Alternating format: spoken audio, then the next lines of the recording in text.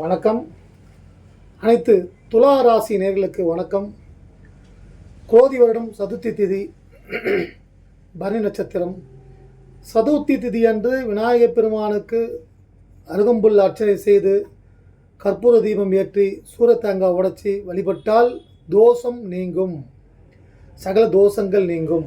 பரணி நட்சத்திரம் என்று துளாராசியுடன் துளாராசி வீட்டில் கன்னிராசிக்காரர்கள் இருந்தால் கன்னிராசிக்கு சந்திராஷ்டமம், மிக கவனமாக அவர்களுடன் பழகுவது நல்லது. பிள்ளையார் வழிபாடு சந்திராஷ்டம தோஷத்தை நீக்கும். துளாராசி சித்திரை நட்சத்திரம், செவ்வாய் நட்சத்திரத்தில் பிறந்திருக்கும் சித்திரை நட்சத்திரக்காரர்கள், அடுத்து சுவாதி நட்சத்திரக்காரர்கள் ராகு தசையில் நீங்கள் பிறந்திருப்பீர்கள். அடுத்து விசாக நட்சத்திரம் குரு தசையில் பிறந்திருப்பீர்கள். அஷ்டமத்து குரு, 8ல் குரு அமர்ந்து உள்ளார். அஷ்டமத்து குரு ஏறக்குறைய பார்த்தீங்கன்னா எந்த பிரச்சனையும் நகராமல் அங்கேயே இருக்குது, எதையும் செய்ய முடியல, கையை கட்டி போட்டிருக்கு. இது போன்ற சூழலில் துளாராசினியர்கள் பெரும்பாலும் இருப்பார்கள். ஒரு சிலர்கள் நல்ல திசை நடப்பதால் அவர்களுக்கு யோகமாக இருப்பார்கள். அவர்களுக்கு வாழ்த்துக்கள். இப்போ இருக்கக்கூடிய கிரக நிலையில் ராசிநாதன் சுக்கிர பகவான் ஆட்சி பலம் பெற்று உள்ளார். 5ஆம் இடத்தில் சனி, பூர்வ புண்ணியஸ்தானத்தில் சனி, புத்திரஸ்தானத்தில் சனி. பிள்ளைகளால் சில சங்கடங்கள், சில நிம்மதி இழப்புகள் வரும். சனீஸ்வர பகவானுக்கு எல்தீபம் ஏற்றி வழிபடுவதன் மூலமாக ஓம் நீலாஞ்சன சமாபாசம் ரவிபுத்திரம் யமாக்ரஜம் சாயா மார்த்தாண்டம் சர்வ சம்பூதம் தம் நமாமி சனிச்சரம் என்ற ஸ்லோகம் சொல்லி தீபம் ஏற்றி வழிபட்டால் சனி தோஷம் யோகமாக மாறி பிள்ளைகளால் நன்மைகள் ஏற்படும். 6ஆம் இடத்தில் ராகு பகவான் அமர்ந்து உள்ளார். வெளிநாடு போகக்கூடிய வாய்ப்புகள் அல்லது உங்களுடைய மிகப்பெரிய கனவுகள் எல்லாம் நிறைவேற துர்க்கை அம்மன் வழிபாடு, ஞாயிற்றுக்கிழமை ராகு காலத்தில் ராகு பகவானுக்கு தீபம் ஏற்றி அர்ச்சனை செய்வதன் மூலமாக ராகு தோஷம் நீங்கி யோகமாக வெளிநாடு செல்ல முயற்சி செய்பவர்களுக்கு அது நிறைவேறும். வெளிநாட்டில் படிக்க செல்பவர்களுக்கும் வாய்ப்பு நிச்சயமாக கிடைக்கும். வேலைக்காக முயற்சி செய்பவர்களுக்கு வேலை வாய்ப்பு உண்டாகும். சந்திரன் 7ஆம் இடத்தில் சந்திர பகவான், 8ல் குரு மறைந்திருக்கிறார். அஷ்டமத்து குரு. ஒரு சிலருக்கு விபத்துகள், இந்த குரு மறைந்திருக்கும் போது என்னென்ன நடக்கும் என்றால் விபத்துகள், கணவன் மனைவி பிரச்சனைகள், கடன் தொல்லைகள், வியாபாரத்தில் ரொம்ப பின்னடைவு, தொழில் நஷ்டம், அடுத்து வாகன விபத்துக்கள் அல்லது வழக்குகள், எதிரிகள், போலீஸ் ஸ்டேஷன், இது போன்ற பிரச்சனைகள் குரு மறைந்திருக்கும் போது ஏற்படும். இதெல்லாம் ஏற்படாமல் இருக்க குரு தட்சிணாமூர்த்தி பகவானுக்கும் நவகிரகத்தில் இருக்கக்கூடிய குரு பகவானுக்கும் தீபம் ஏற்றி ஓம் மகா குரு பிரம்மஸ்ய, ஓம் சொர்ண தேவாய, ஓம் தனபுத்திர காரகாய, ஓம் பவித்திர பிரம்மச்சாரிய, ஓம் மகேந்திராதபதேய, ஓம் சர்வ யோகாதிபதேசிய, ஓம் மகா தட்சிணாமூர்த்தி வேல குருபகவே நின் கமல பொற்பாதம் சரணம் கஜவாகன தேவோ தவ சுரூப பிரகதீஸ்வர வியால குருபகவே அனந்தா நல் குணம்தா அல்குரையா தனம்தா சக்திதா சாந்திதா வெற்றிதா என் பாரிய புத்திர புத்திரிகளின் பூர்வ ஜென்ம பாப சாபங்கள் விலகி சகல கிரகதோஷங்கள் நீங்கி கடன் வழக்கு வியாதிகள் நீங்கி சகல சௌபாக்கிய ஐஸ்வர்யங்கள் தந்திரலுவாய். ஓம் மகா தட்சிணாமூர்த்தி வேல குருபகவே நின் கமல பொற்பாதம் சரணம். அப்படி இல்லைன்னா குரு பகவானோட நாமத்தை சொல்லி வழிபடுங்க. குருவோட அருள் நிச்சயம் தேவை. மாணவர்களுக்கு இந்த நேரம் புதன் பகவான் 11ஆம் இடத்தில் அமர்ந்து உள்ளார். பாக்கியஸ்தானாதிபதி லாபஸ்தானத்தில் அமர்ந்து உள்ளார். லாபஸ்தானாதிபதி மறைந்திருக்கிறார் 12ஆம் இடத்தில் பரிவர்த்தனை ஆகி. மாணவர்களுக்கு இது ஒரு நல்ல அற்புதமான காலகட்டம். எந்த தடையும் இருக்காது.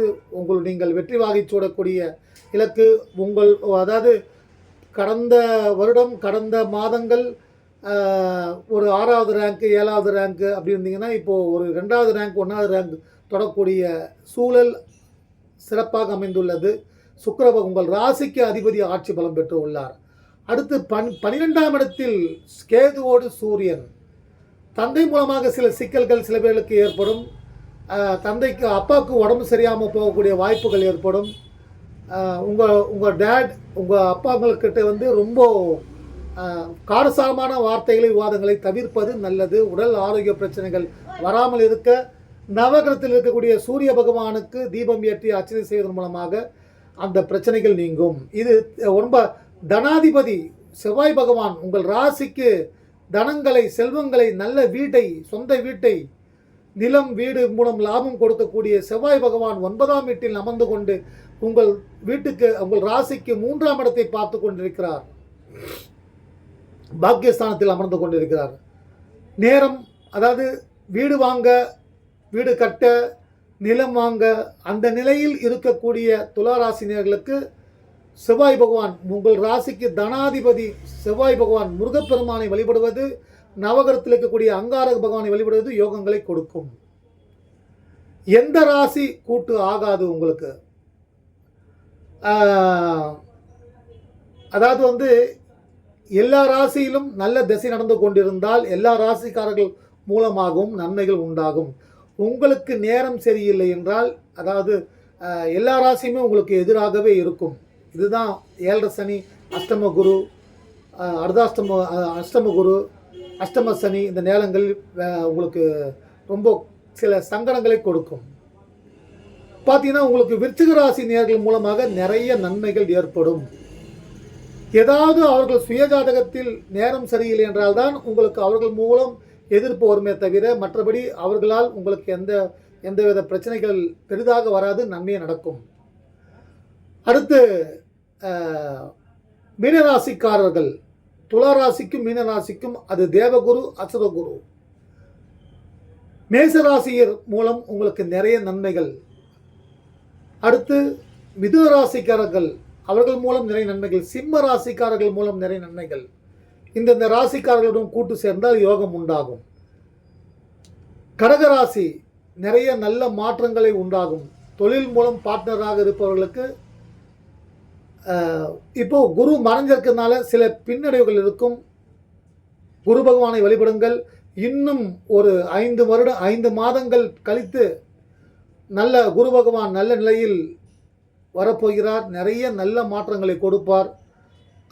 துளாராசிக்கு பொறுத்த மட்டில் வேலை இல்லாதவர்களுக்கு வேலை வாய்ப்பு கிடைக்க உங்கள் ராசிக்கு 6க்குரிய குரு பகவானை வழிபடுங்கள்.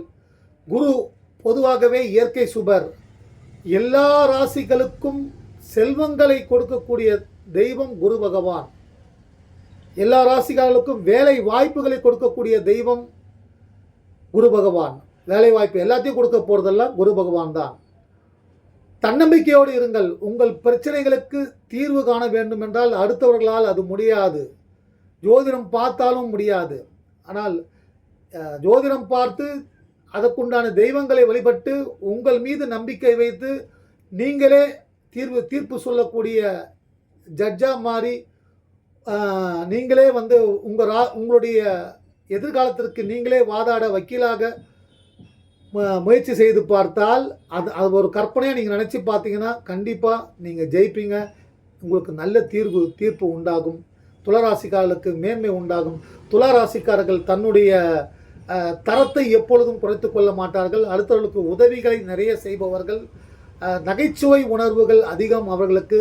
கலைத்துறையில் ஏதாவது இசை, பாடல், கவிதை, நடனம், சினிமா துறை போன்றவற்றில் துளாராசினர்களின் அதிகமாக அதாவது அவர்களுக்கு எந்த ஒரு துறை பார்த்து இந்த துறையில் அவங்களுக்கு ஈஸியாக வந்துடும், வெற்றிகளை கொடுக்கும். இருந்தாலும் நீங்கள் எந்த தொழில் செய்தாலும் அதில் உங்களுக்கென்ற பிரகாசமாக ஜொலிப்பீர்கள். துளாராசி உங்கள் ராசிக்கு அதிபதி சுக்கிர பகவான். சுக்கிரன் ஒரு வீடு மங்களகரமாக இருக்கு, லட்சுமி கடாட்சமாக இருக்கு, அப்படியே ஜொலிக்குதுன்னா அங்கே சுக்கிரனோட ஆதிக்கம். துளாராசிக்காரர்கள் இருந்தால் அந்த வீட்டில் துன்பம் இருக்காது. அவர்கள் மூலம் சுற்றி இருப்பவர்களுக்கு நன்மைகள் நடக்கும். ஒரு சிலர்கள் எல்லா ஜாதகத்திலும் நல்லவங்க கெட்டவங்க இருப்பாங்க. அதை வச்சு நாம் எதையும் கணக்கு போடக்கூடாது. துளாராசிக்காரர்களுக்கு இந்த காலம் ரொம்ப சோதனையான காலம். எனக்குறைய பார்த்தீங்கன்னா அவங்களுக்கு 7 சனியெல்லாம் விலகி கூட சில பேர்களுக்கு அந்த நேரத்தில் அந்த காலங்களில் ஏற்பட்ட கடன்கள், அந்த காலத்தில் ஏற்பட்ட பிரச்சனைகள் இன்னும் இழுபறியாக இழுத்து கொண்டே இருக்கும். அடுத்து வரப்போகிறார் குரு பகவான். மிதுன ராசியில் சஞ்சாரம் செய்து 5ஆம் பார்வையாக உங்கள் ராசியை பார்க்கும் பொழுது எல்லா பிரச்சனைகளுக்கும் தீர்வு. ஏறக்குறைய ஒரு 15 ஆண்டுகளுக்கு 12 ஆண்டுகளுக்கு பிறகு குரு பகவான் வருகிறார். 15 ஆண்டுகளாக நீங்கள் பட்ட கஷ்டங்கள் விலகப் போகிறது.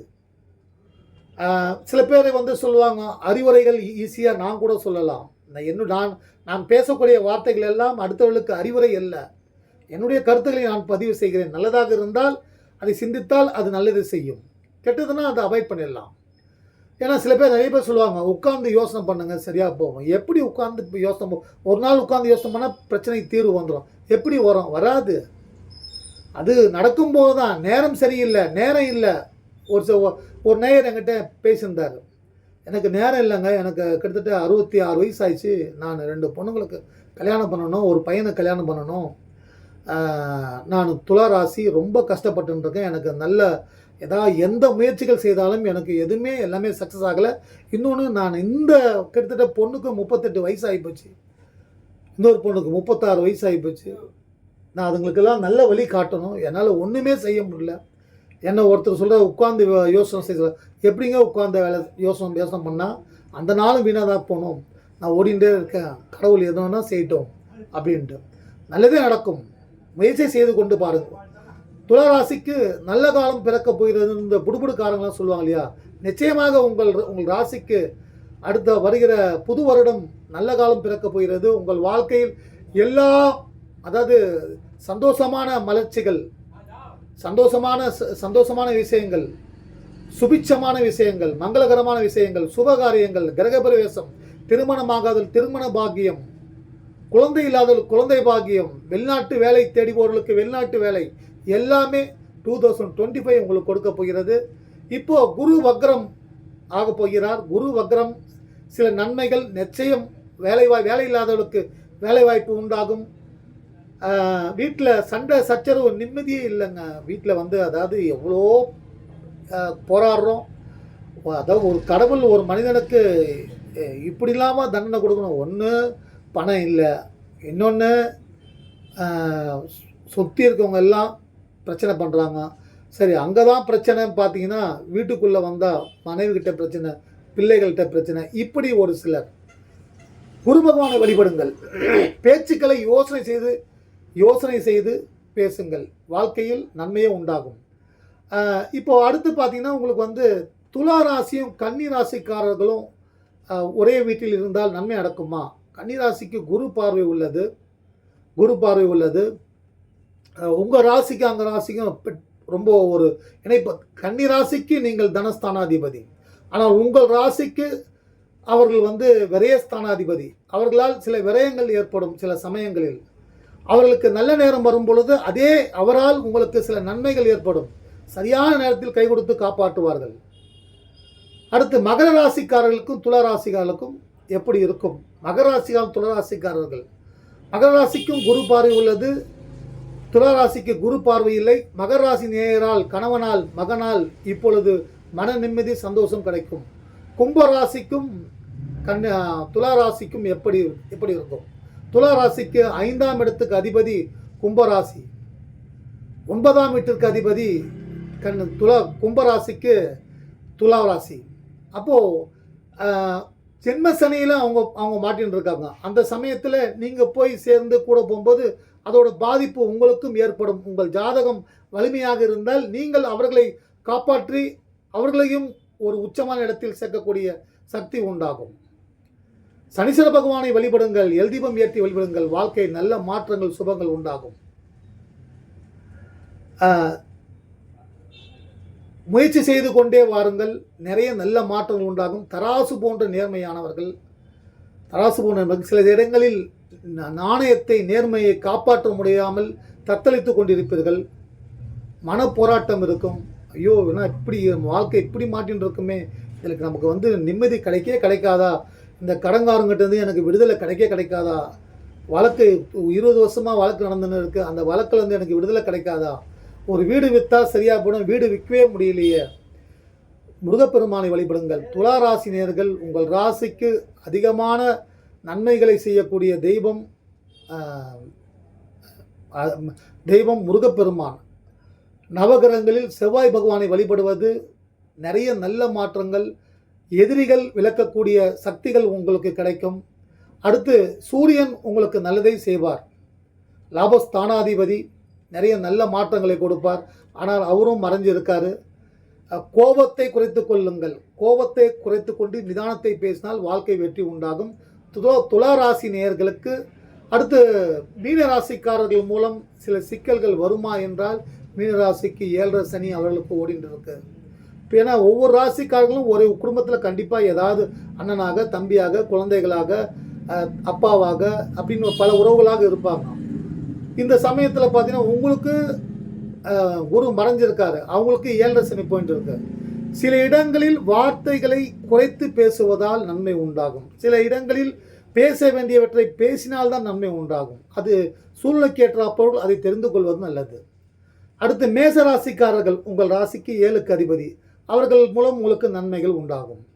அடுத்து 8க்கு 8 ரிஷபராசி, ஒரே கத்திக்குள்ள ஒரே உரைக்குள் 2 கத்திகள், அதுபோல தான் இருவரும் சுக்கிரன் ஆதிக்கம் பெற்றவர்கள். அவங்களுக்கும் பார்த்தீங்கன்னா ஜென்ம குரு ஓடிக்கொண்டிருக்கிறது. உங்களுக்கு குரு மறைஞ்சிருக்காரு, அவங்களுக்கு 8ல் உங்களுக்கு 8ல் மறைஞ்சிருக்காரு, அவருக்கு ஜென்மத்தில் அமர்ந்து கொண்டிருக்காங்க. இப்போ இந்த நேரம் அவளுக்கு ஒரு சில நெருடல்கள், சில பின்னடைவுகள் அதெல்லாம் இருக்கும். அதன் பிறகு அவங்களுக்கு குரு பயிற்சி ஆகும் பொழுது அவர்களால் உங்களுக்கு நிறைய நல்ல மாற்றங்கள் உண்டாகும். மிதுனராசிக்காரர்கள் விரய குருவில் பயணித்துக் கொண்டிருக்கிறார்கள். உங்கள் பிள்ளைகளுக்கு திருமணம் ஆகவில்லை என்றால், வேலை கிடைக்கவில்லை என்றால், தட்சிணாமூர்த்தி பகவானுக்கும் குரு பகவானுக்கும் தீபம் ஏற்றி வழிபடுங்கள். வயதில் மூத்தவர்கள் உடல் ஆரோக்கியம் பெற ஆஞ்சநேயர் பகவானை வழிபடுங்கள்.